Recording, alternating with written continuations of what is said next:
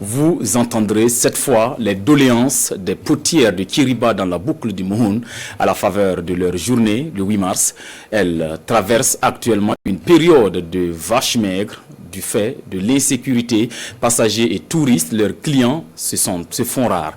Néanmoins, ces potières acceptent de partager volontiers leur savoir-faire, toutes les étapes de fabrication des pots à suivre dans ce reportage de Naba Dabiré et Karim Ouedraogo. Une jeune potière en train de mettre la peinture sur un pot de fleurs.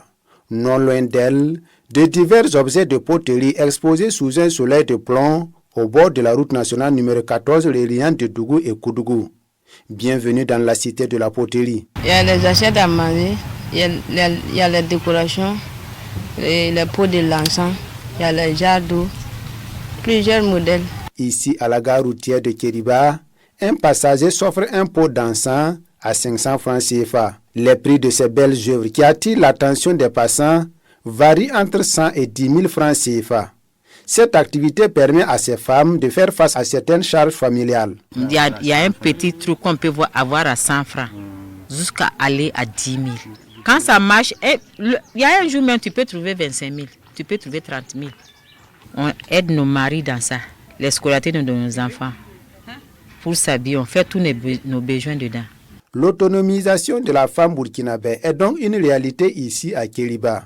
Actuellement, c'est la mévente et cela est dû à la crise sécuritaire qui a fortement impacté le marché de la poterie. Franchement, le marché n'est pas simple. Tu peux faire 5 jours même, tu ne trouves même pas 100 francs. Sinon, avant même, les touristes même venaient pour visiter, puis payer et puis partir. Ça fait des années même que nous on ne voit même pas un blanc en OG à Kiriba ici. Les gens ont peur de voyager maintenant. On prie Dieu pour que la paix revienne aux façons. L'histoire de la poterie date d'il y a très longtemps dans cette localité. C'est une activité qui se transmet de génération en génération pour préserver cette identité locale.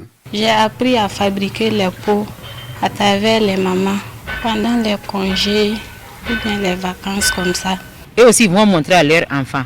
Parce que nous, on est nés trouver nos grandes-mamans qui faisaient ça. Et aussi, ils ont appris avec leurs mamans.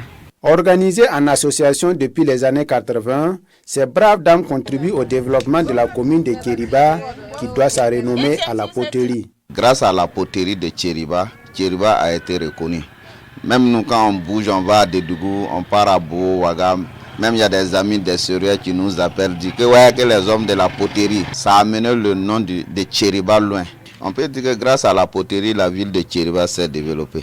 Le SIAO, le FESPACO ou encore la SNC sont des vitrines pour mieux valoriser ces objets d'art en terre cuite. Aussi, la coopérative nourrit l'ambition d'initier une foire de la poterie ici à Kiriba. En plus de ce centre d'exposition, ces potières ont aussi un terrain offert par la mairie qu'elle souhaite en faire un centre de formation, mais manque de moyens actuellement.